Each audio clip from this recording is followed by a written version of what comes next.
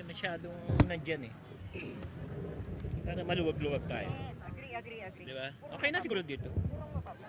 Yan, Okay na yan. Agree. Masyadong masikip doon. Correct. Tsaka yung dalawang pare, dyan naman eh. Oo, doon ang pare.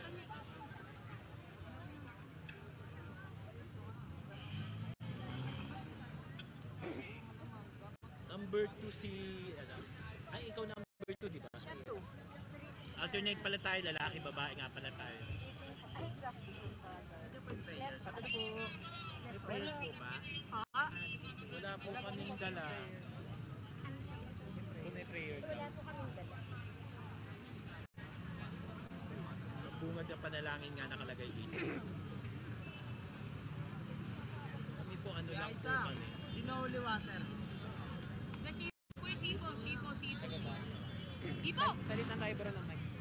O sila, salita din sila dalawa. Hindi. Ba? Dalawa. Hindi, salita ng mic para nakaabang agad. Oo. O, nakaabang. O, para nakaabang. O. Kung sino yung next, bigyan na ng isang microphone. Oo. Tulad dyan. Number 2 ka, di ba? Hawak mo na yung isa. Well, depende naman. Para naman tayo artista dito. Ah, ayos ah. Nakaway-kaway lang.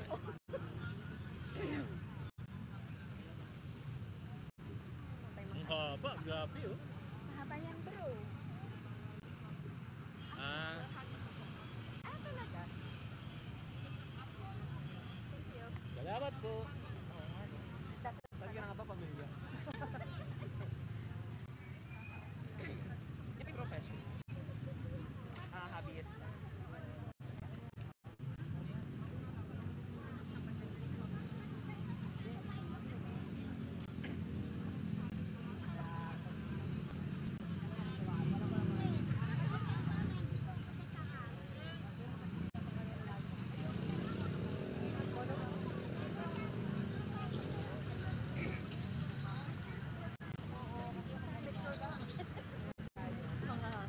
Picture tayo.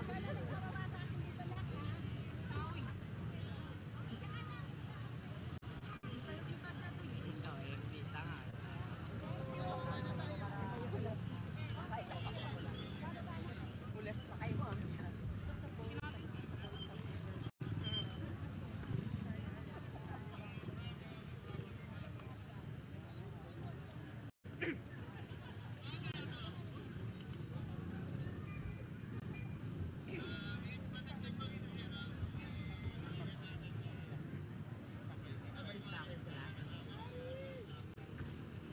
Nakaset na?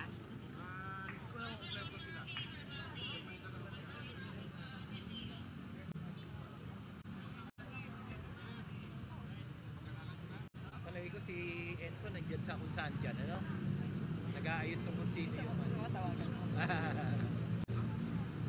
Yan, si Father.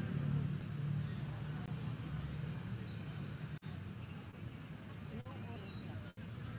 Oo nga, kaya tinatanong ni Father kung ready Anong na eh. oras na? Pero sabihin mo kung ano kasi 160 ha. Pero for sure, Pilipino. Kasi si ano, si Marie. Basta po. Pagka 6 start tayo ha. Pinawa ko lang yung prayer ha.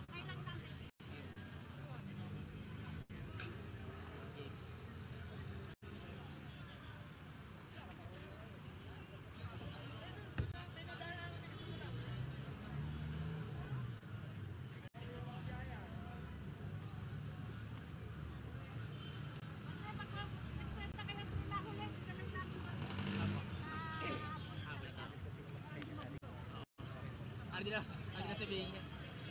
Pero ilan na po nasa pila? Halos kompleto na. Tanong nga. Sister, excuse po. Sis Marie. Marie. Kayo po yung mag... Sino ba Saan magsabi po sa pwede akin? natin? Ready na po? Go na po? Chipat. Paradyo po kung ay mag-start tayo. Sige, sir na.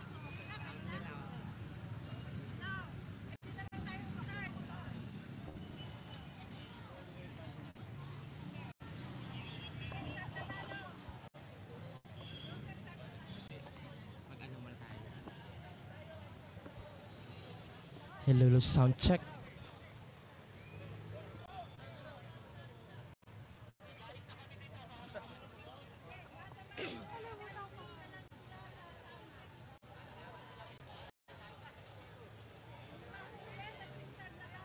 mo.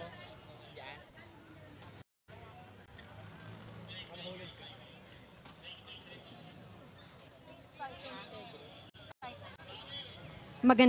Magandang gabi po sa inyong lahat. Ang prosesyon ng pagpapakasakit ni Jesus. Sa ngalan ng Ama at ng Anak at ng Espiritu Santo, Amen. sumainyo ang Panginoon. At sumayo rin. Mga kapatid, ang prosesyon ay isang tradisyon na nagpapahiwatig ng ating paglalakbay tungo sa kaganapan ng buhay. Si Kristo Jesus ang ating pinuno, kaya sa prosesyon ating sinusundan ang kanyang bandera ng tagumpay. Walang iba kundi ang krus ng kaligtasan.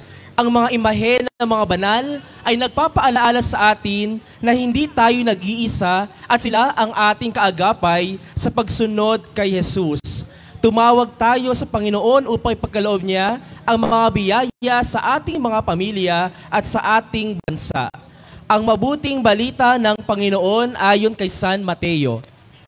Pinupuri ka namin, Panginoon. Papuri sa iyo, Panginoon. Nang maggagayon niyang mga alagad, kung sino man ang ibig sumunod sa akin, tanggihan niya ang kanyang sarili. Pasanin niya ang krus at sumunod sa akin. Ito ay sapagkat paparito ang anak ng tao sa kalawalatian ng kanyang ama, kasama ng kanyang mga anghel. Gagantimpalaan niya ang mga tao ayon sa kanilang mga gawa. Ang mabuting balita ng Panginoon. Pinupuri ka namin, Panginoong Hesukristo. Manalangin tayo. Ama naming makapangyarihan, niloob mong akuin ng iyong anak na krus na kamatayan upang sa katauhay matubos at mabuhay.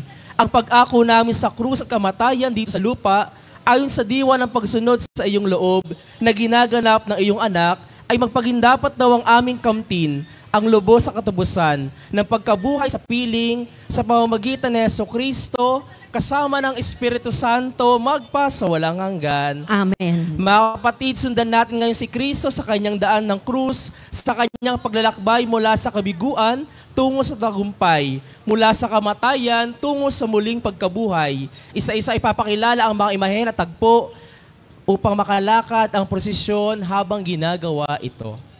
Ngayon ay matutunghayan natin ang prosesyon ng mahal na pasyon ng ating Panginoong Hesukristo. Cruz de Guia.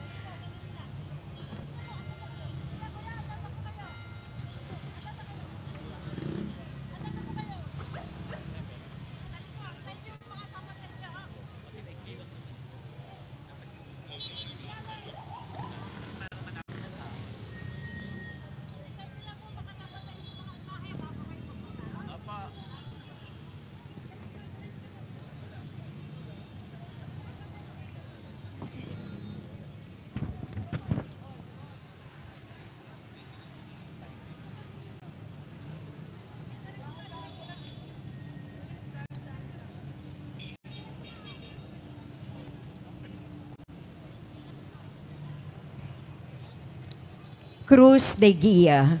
Sa bawat prosesyon, ang gabay na krus ay higit pa sa isang simbolo. Ito ay isang tanglaw na gumagabay sa landas ng pananampalataya.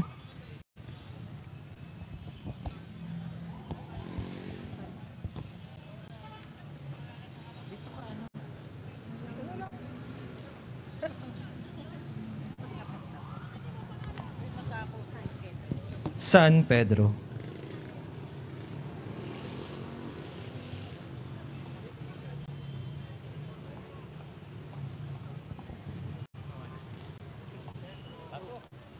Si San Pedro ay mula sa Betsaida.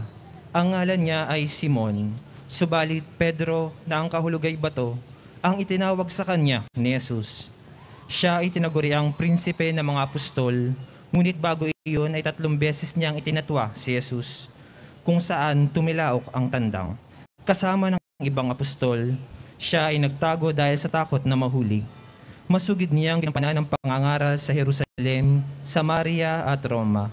Doon din ay kinilala siya bilang unang santo papa ng simbahan. Ayon sa tradisyon, siya ay namatay matapos ipako sa nakabaliktad na krus.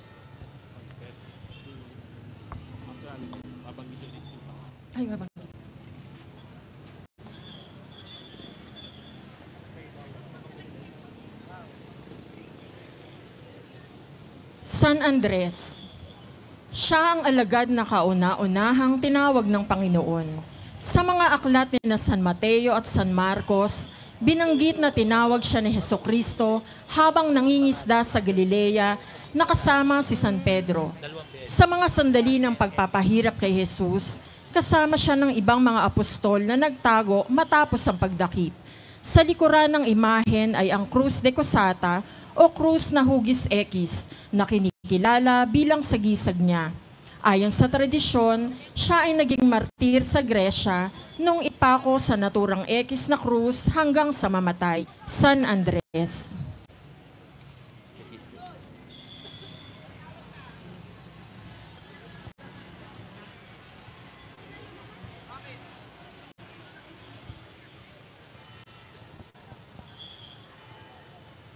Santiago el Mayor.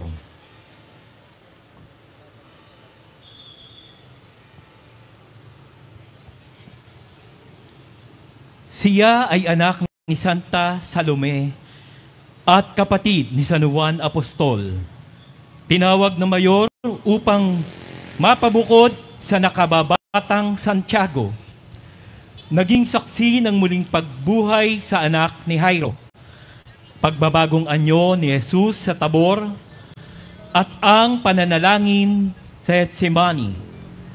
Siya ang kauna-unahang martir na pinahirapan at pinugutan ng ulo sa Jerusalem. Siya ay binansagan ni Jesus na Boanerges o anak ng kulog. Nang dahil sa pagiging magagalitin, masidhi at mapusok, binansagan din siyang dakila dahil siya ay naging saksi sa mga pinakamahalagang yugto sa buhay ni Jesus. Santiago el Mayor.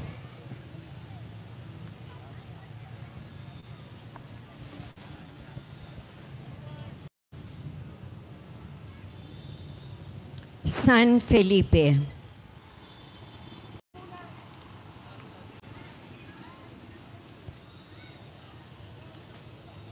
Sa aklat ni San Juan ay binanggit siya ng ilang ulit. Nang pumunta si Jesucristo sa Galilea, kanyang nakita si San Felipe at sa kanya'y sinabing, "Sumunod ka sa akin." Kasama rin ang apostol noong pinakain ang 5,000 katao sa kabilang pangpang ng lawa ng Galilea na siya ring lawa ng Tiberias. At nang minsan ay hinanap ng mga Griego ang Panginoon, ang mga ito'y lumapit kay San Felipe at sinabi sa kanya, "Ginoo, ibig sana naming makita si Jesus."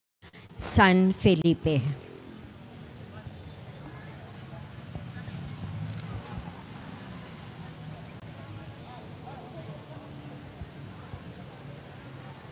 San Bartolome.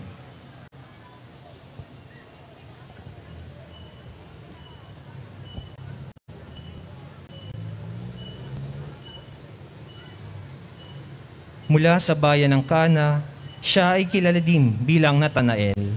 Ayon kay San Juan, hinikayat siya ni San Felipe Apostol para maging alagad din ng Panginoon. Nang makita ng apostol si Jesucristo ay agad niyang sinabi ang, "Ikaw ang anak ng Diyos, ang hari ng Israel." Siya ay binalatang buhay at pinugutan ng ulo dahil ayaw bitawan ng pananampalataya. Hawak niya ay itak o bolo na siyang dahilan ng kanyang pagkamatay o pagkamartir. San Bartolome.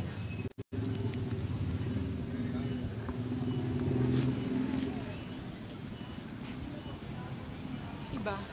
San Mateo. Santiago Menor po. Santiago Menor.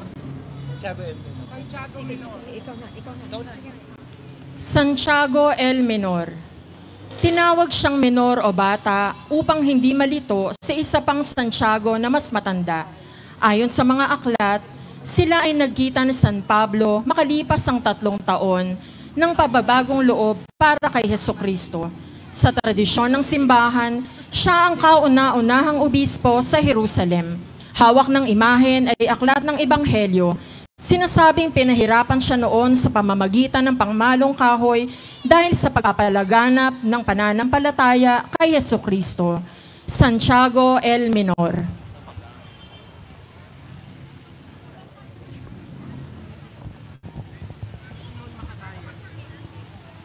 San Simon Makabayan. Siya ay tinaguriang Selote Makabayan dahil sa kanyang masugid na pagsunod sa batas ng mga Hudyo.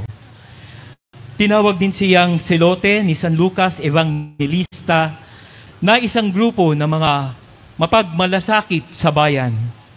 Pagkatapos ng Pentecostes, ay nangaral siya sa Ehipto hanggang Persya. Nang makita ng mga galit na Persyano, ay hinuli at pinatay. Hawak niya ay lagari na ginamit ng mga Persyano upang hatiin ang kanyang katawan. San Simon Makabayan.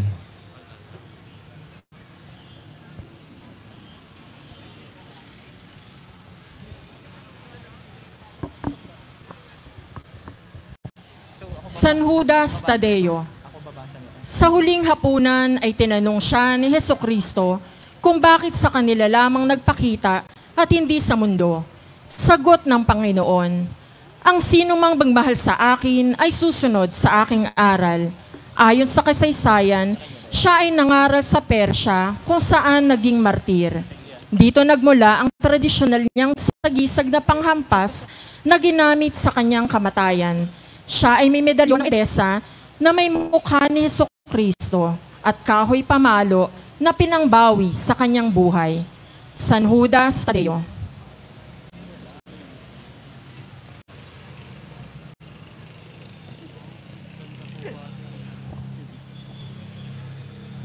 Mga tagpo sa pagpapakasakit ni Kristo, si Jesus at ang babaeng Samaritana. Nakausap ni Jesucristo ang Samaritana kung saan umalis siya sa Judea at pumunta muli sa Galilea. Kinailangang dumaan siya sa Samaria. Napagod siya sa paglalakbay, kaya umupo sa tabi ng balon. Dumating ang isang babaeng taga-Samaria upang sumalok ng tubig. Humingi siya ng maiinom sa babae, ngunit tumanggi ito dahil ang mga Hudyo ay hindi nakikipag-ugnayan sa taga-Samaria. Sinabi ni Jesucristo, kung alam mo ang kaloob ng Diyos at kung sino siya na nagsasabi sa iyo, bigyan mo ako ng maiinom, ay hihingi ka sa Kanya at ibibigay niya sa iyo ang tubig na buhay. Si Jesus at ang babaeng Samaritana. Para bumalik tayo sa cycle.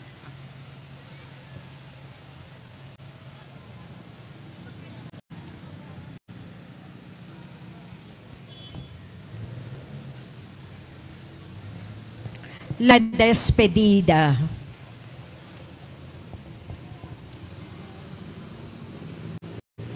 Nagpaalam si Jesucristo sa mahal na Birheng Maria. Ito ang karanasan ng Panginoon na binanggit sa pasyong mahal. Nang Huwebes pagka-umaga, si Kristo ay gumayak na at nagpaalam sa ina. Tumatangis kapwa, nabubunto-buntong hininga. Dibdib ay kakaba-kaba at nagpaalam pagdaka si Jesus sa Birheng Ina. Niyakap na nga si Jesus, niyong inang nalulunos, luha sa matay na nagos, at saka siya nanaog, 10 mga disipulos. La Despedida. Anong number? 40. Tama naman.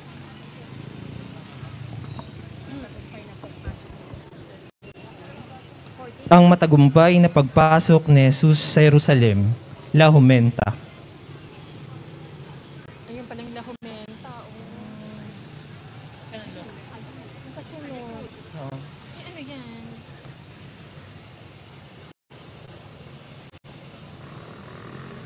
Matagumpay na pumasok si Jesucristo sa Jerusalem.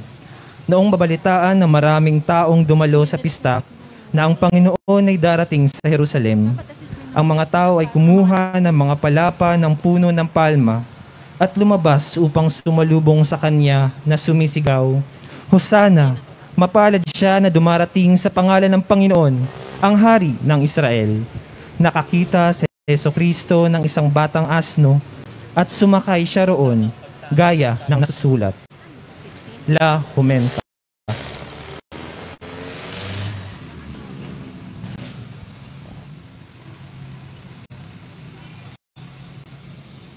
Pagtangis ni Jesus sa Jerusalem, Dominus Flevit.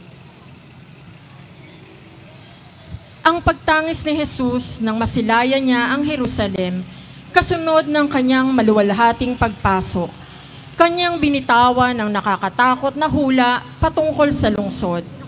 Wawasakin ka ng lubusan sa loob ng iyong mga haligi, at wala kahit ni isang bato ang matitira sa iyong lungsod, sapagkat hindi mo mamamalayan ng panahon na dumating ang Diyos upang iligtas ka. Dominus Flevit.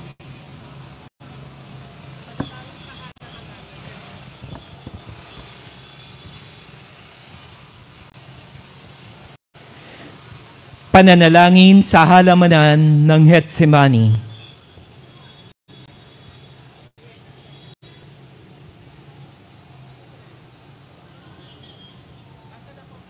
Dumakad siya sa dako paroon, lumuhod at nanalangin. Ama ko, kung maaari ay ilayo mo sa akin ang kalis na ito. Gayunman, hindi ang kalooban ko ang masusunod, kundi ang kalooban mo. Tigib ng hapis, siya'y lalong nanalangin ng taimtim. Tumulo sa lupa ang kanyang pawis na animoy, malalaking patak ng dugo. Pinalakas ng isang anghel ang kanyang kalooban. Pananalangin sa halamanan ng Getsemani.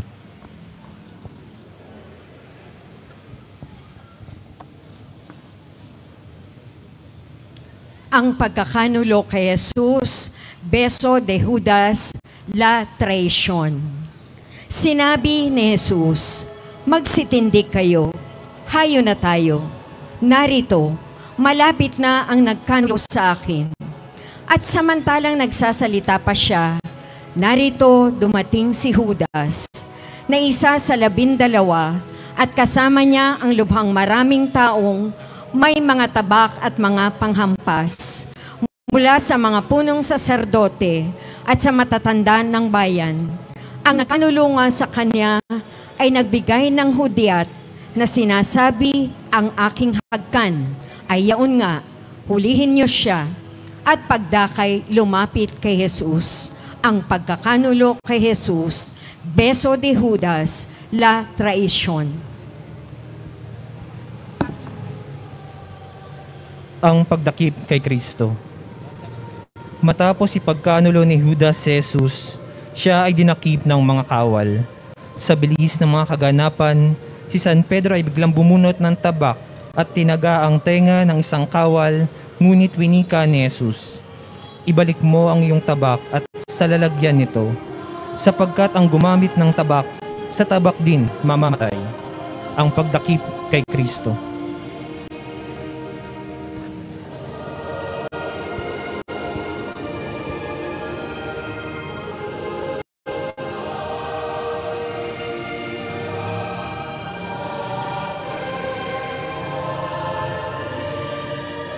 Ang nadakip ng si Jesus, Nuestro Padre Jesus Cautivo. Dinakip nga si Jesus at iginapos ng mga bantay sa templo at ng mga kawal na Romano na pinamumunuan ng isang kapitan. Sa pagninilay ng pagdakip, hindi sumalungat si Jesucristo sa takda ng mga kaganapan.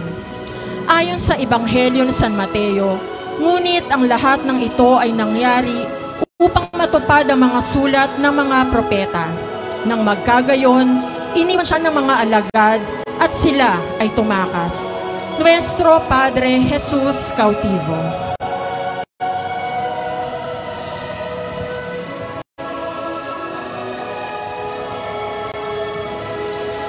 Nuestro Señor del Cedrón. Ang mga sundalo ay bumaba mula sa hardin ng Getsemani at dooy may isang maliit na ilog na ang ngalan ay Cedron. Kung tagsibol, ay natutunaw ang yelo sa bundok na pinakamalapit sa Jerusalem. Rumaragasa ang takbo ng tubig sa ilog ng gabing iyon. Ang mga sundalo ay tinulak si Jesus sa pagtangkang agusin ng tubig, ngunit sila ay nabigo. Nang dahil dito, sila ay lalong naging malupit kay Jesus. Nuestro Señor del Cedron.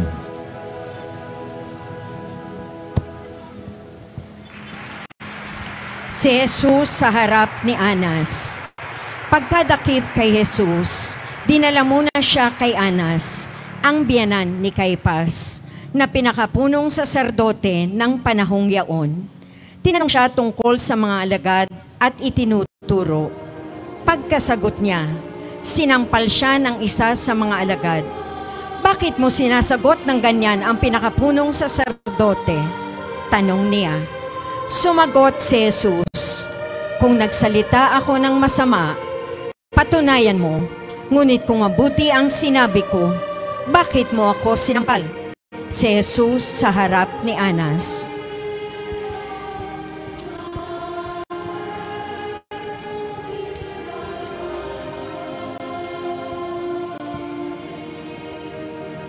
Pagtatwa ni San Pedro.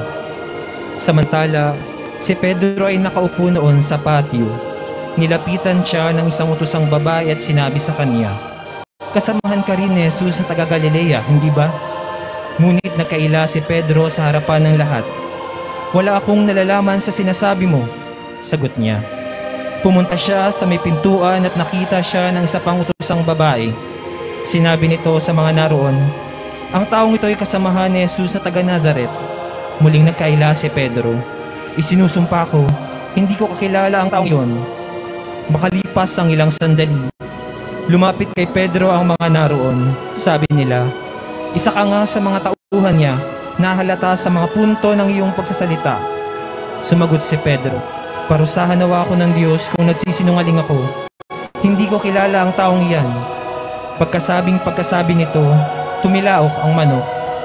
Naalala ni Pedro ang sinabi ni Jesus, "Bago tumilaok ang manok, 3 beses mo akong ikakaila." Lumabas siya at tumangis ng buong kapaitan. Pagtatwa ni San Pedro.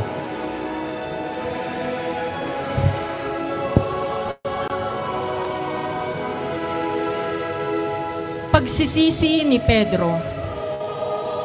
Matapos makailang ulit na itinatwa ni San Pedro si Jesus, siya'y napatango, lumuha ng may poot at labis na pagsisisi. Pagsisisi ni Pedro.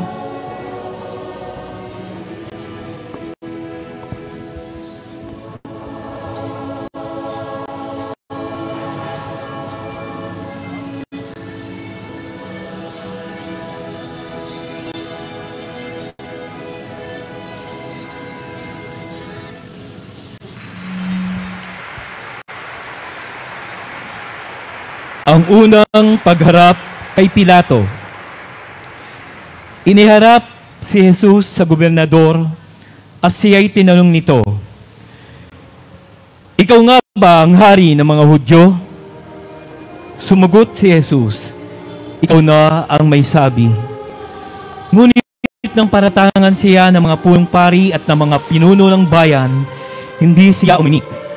Kaya sinabi sa kanya ni Pilato, "Hindi mo ba naririnig ang marami nilang paratang laban sa iyo?"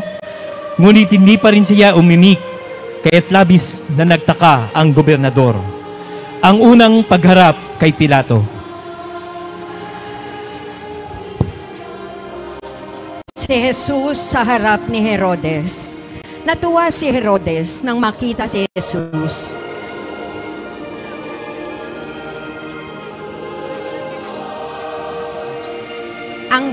Ang paghampas kay Jesus na nakagapos sa haliging bato, la flagellation. Iginapos na si Kristo sa isang haliging bato. hinampas na walang toto, mahigpit na 5,000, natagos hanggang sa buto. At dito na nga natupad, yaong hulang isinulat ng propetang si Isaías sa darating mga hirap ng pariritong Mesiyas. Mula ulo hanggang paa, matatagtad ng suplina, walang lamang nakikita, kundi sugat na lahat na ang buong katawan niya. Ang paghampas kay Jesus na nakagapos sa haliging bato, la flagellation.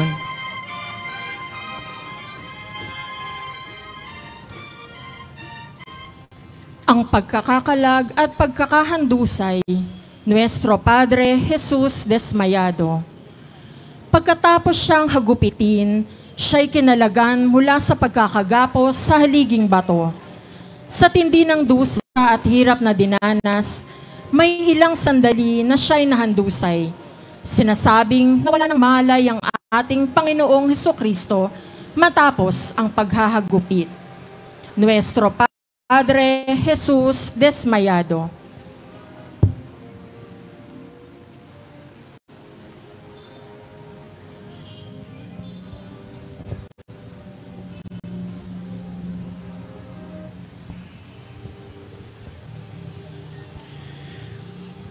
Pagpuputong ng koronang tinik.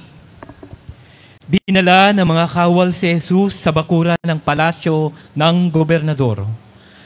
At doon, kanilang tinipon ang buong batalyon. Sinuotan siya ng balabal na kulay ube. Kumuha sila ng sangang matinik. Ginawa iyong hugis korona at siyang ipinutong sa kanya. Pagpuputong ng koronang tinik.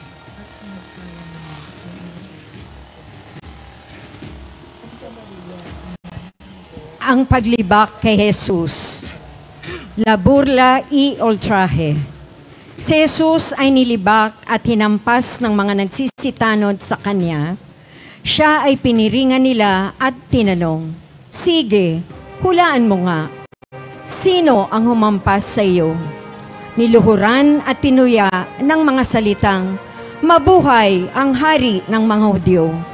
Dinuraan, pinukpok sa ulo, gamit ang tambo na paulit-ulit. Pinagsuot ulit ng kanyang sariling damit. Ang paglibak kay Jesus, la burla y ultraje. Ang mapagpasensyang si Jesus, Señor Jesus de la Pasensya. Matapos kutyain, siya'y hinubaran nila ng balabal na kulay ube. Samantalang nakaupo, nagmumuni-muni ng may taus-pusong pagtanggap sa sinapit na hirap, gaya ng pinahiwatig ni Propeta Isaías sa Kabanata 53, talata 7. Siya ay binugbog at pinahirapan, ngunit hindi kumibo kahit isang salita. Tulad ay tupang nakatakdang patayin, parang korderong hindi tumututol kahit nagupitan, at hindi umiini kahit kaunti man. Ang mapagpasensyang si Jesus, Señor Jesus de la Pasensya. Ang pagtatampok kay Kristo. Iniharap ni Poncio Pilato ang dugoang si Jesus sa taong bayan at sinabi ni Pilato, "Ito ang tao." Sumagot naman ang mga punong saserdote at mga punong kawal, "Ipako siya sa krus." At sinabi sa kanila ni Pilato, "Kunin niyo siya at ipako sa krus, sapagkat ako'y walang masumpungang kasalanan sa kanya." Ang pagtatampo kay Kristo, ecce homo.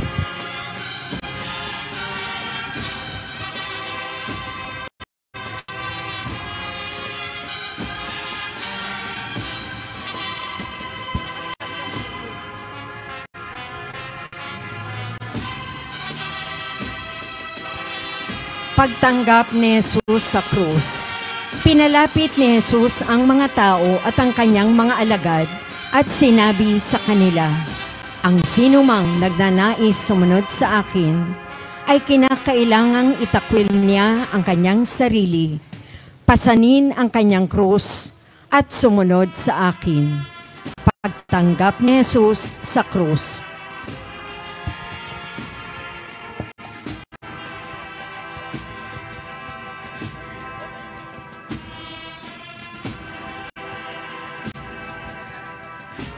Unang pagkarapak, Nuestro Padre Jesus Nazareno. Ang ikatlong estasyon sa lumang daan ng krus. Ang mahal na poong Nazareno ay sumasagisag sa unang pagkakarapak ni Jesus. Sa kabigatan ng krus na pinapasan ni Jesus, ay agad na pasubasog sa lupa't mga alabok, ang mukhang kalunos-lunos. Kung itindig niya naman, nanginginig ang katawan, at halos di makayanan sa di kawasay na pagal, tumahat nagtanaw-tanaw. Unang pagkarapak, Nuestro Padre Jesus Nazareno.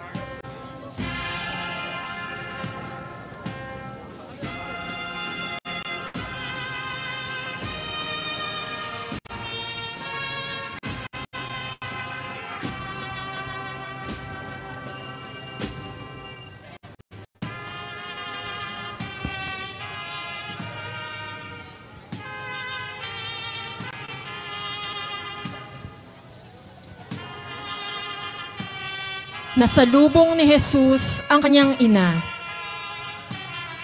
Binasbasan sila ni Simeon at sinabi kay Maria, "Tandaan mo, ang batang ito'y nakatalaga sa ikapapahamak o ikaliligtas ng marami sa Israel. Siya ang magiging tanda mula sa Diyos, ngunit tutuligsain siya ng marami, kaya't mahahayag ang kanilang iniisip. Dahil dito, magdaranas ka ng matinding kapighatiang parang isang patalim na itinarak sa iyong puso." Nang masalubong ng paningin ni Maria ang mga mata ni Jesus, nakaramdam siya ng kirot sa kanyang puso. Dito naunawaan ni Maria ang misteryo ng pag-ibig ng kanyang anak na si Jesus. Nasalubong ni Jesus ang kanyang ina.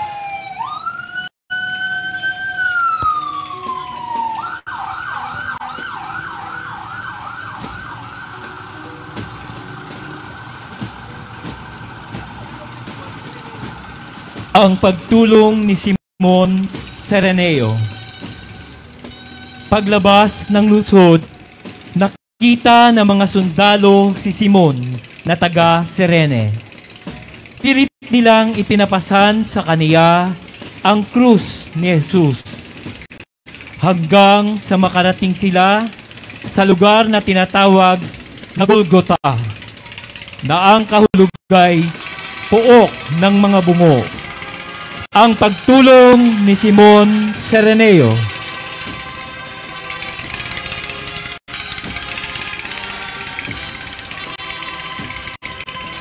Pinahiran ni Veronica ang mukha ni Jesus. Sa kada pangyaon ni Jesus, ay lalong dumiin ang matutulis at matatalas na tinig sa kanyang anit, at mula rooy dumaloy ang masaganang dugo sa kanyang mukhang tigib ng sakit. Kabilang sa mga nagmamasid ay isang pusong naaawa at nahahapis kay Jesus. Ito ay lumapit at ipinunas kapag daka ang birang niyang daladala. At himala ng himala, ang mukha ni Jesus ay naitatak sa birang ng babaeng ito. Pinahiran ni Veronica ang mukha ni Jesus.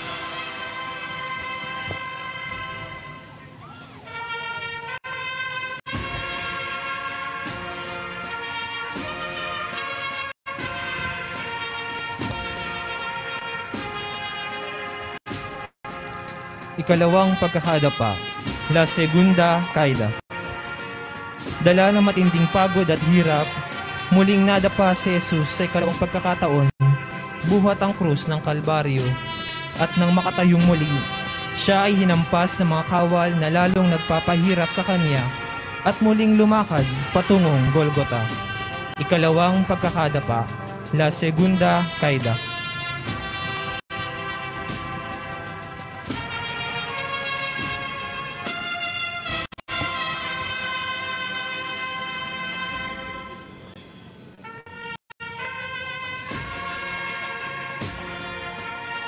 Ikatlong pagkakadapa, La Tercera Caída.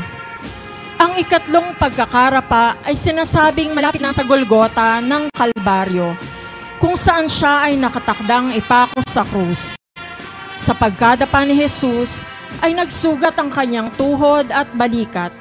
Lubhang mabigat ang krus na siyang sumasagisag sa kasalanan ng tao. Ikatlong pagkakadapa, La Tercera Caída.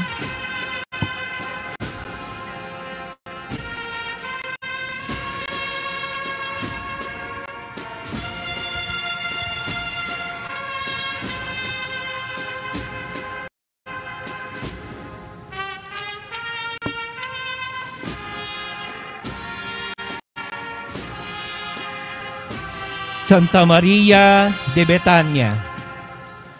Ang pagdalaw ni Jesucristo sa Betania, kung saan pinuri si Santa Maria dahil pinili nitong makinig sa kanyang mga pangaral kaysa maging abala sa paghahanda ng tahanan. Sa salaysay ni Apostol San Juan, muling dumalaw si Jesucristo sa Betania at nagsalo-salo sila at nagbuo si Santa Maria ng pabangong nardo sa paanan ng Panginoon. Kasunod nito ay pinunasan niya ang mga paa ng maestro na gamit ang kanyang buhok. Sinita siya ni Judas sa di umano'y pagsasayang, ngunit pinayagan ni Jesucristo bilang handog at tanda ng napipinto niyang paglilibing. Santa Maria de Betania.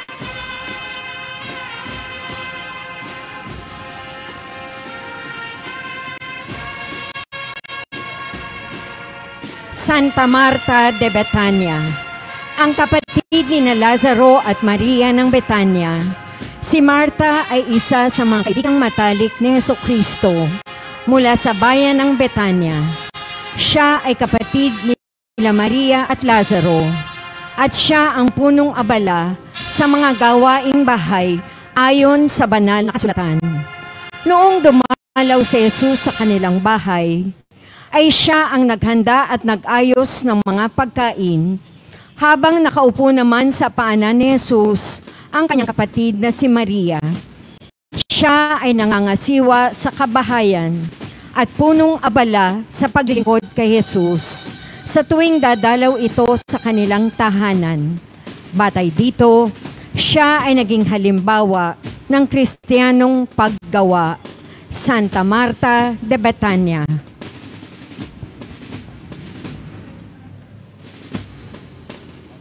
Santa Veronica. Mayroong matandang paniniwala ang simbahan na nagpapalagay na may isang babaeng nahabag kay Jesus nang makita ang kalagayan nito habang nagpapasan ng krus. Pinunasan ng babae ang mukha ni Jesus gamit ang kanyang sariling birang at himalang nalapat dito ang mukha ng Panginoon. Ang babae ay kinikilalang si Veronica na hango sa dalawang salitang Latin na vera at icon. Ang ibig sabihin ay tunay na larawan. Santa Veronica. Santa Juana de Cusa. Si Juana ay asawa ni Cusa, katiwala ng asawa ni Herodes. Bilang asawa ng isang may katungkulan, siya ay inaasahang makihalubilo sa mga may katungkulan sa palasyo ni Herodes. Ang pagsunod sa paniniwalang Hudyo ay isa sa mga paraan upang manatili ang katayuan sa korte. Subalit si Juana ay isa sa mga naghihintay sa paghahari ng Diyos. Minsan ay nakikinig siya sa mga pangaral ni Juan Bautista, ngunit siya ay takot na magkaroon ng ugnayan sa kanya, marahil sa takot na siya ay talikuran ng mga kasamahan sa palasyo. Sa loob ng palasyo naman ay naging matunog ang pangalang Jesus na taga Nazaret, lalo na sa mga opisyal, maging si Haring Herodes. Santa Juana de Cusa.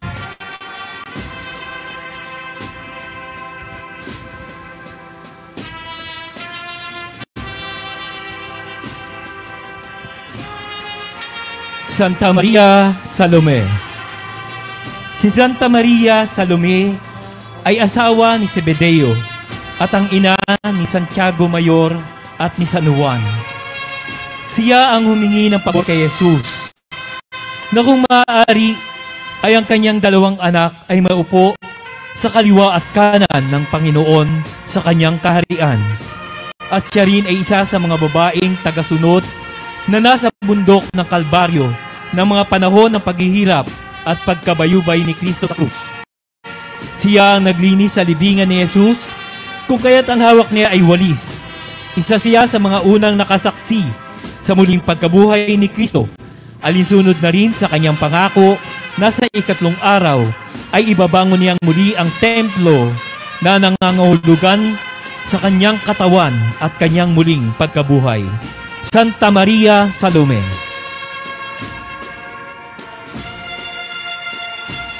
Santa Maria Magdalena.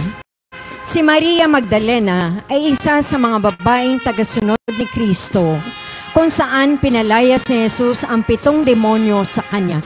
Ipinahihiwatig ng pangalang Magdalena na maaaring nanggaling si Maria sa lugar ng Magdala, isang syudad sa hilagang kanluran ng baybayin ng Galilea. Kabilang siya sa mga babaeng nasa paanan ng krus at siya ang nanguna sa pagpunta sa libingan ni Jesus noong umaga ng unang araw ng Sanlinggo upang pahiran ng pabango ang bangkay ng Panginoon. Si Maria Magdalena ang unang naging mapalad na pakitaan ng muling nabuhay na Panginoon, kaya't siya ang tinaguriang apostol ng mga apostol. Santa Maria Magdalena.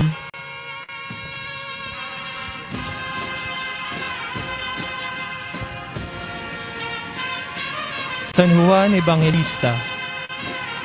Si San Juan ang pinakabatang apostol na taga Galilea, anak ni Zebedeo at ni Maria Salome, kapatid ni Santiago Mayor.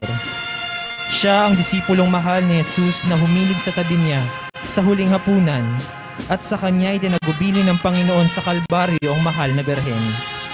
Sa pasyon ng Panginoong Jesucristo ay siya ang bukod tanging apostol na hindi nagtago.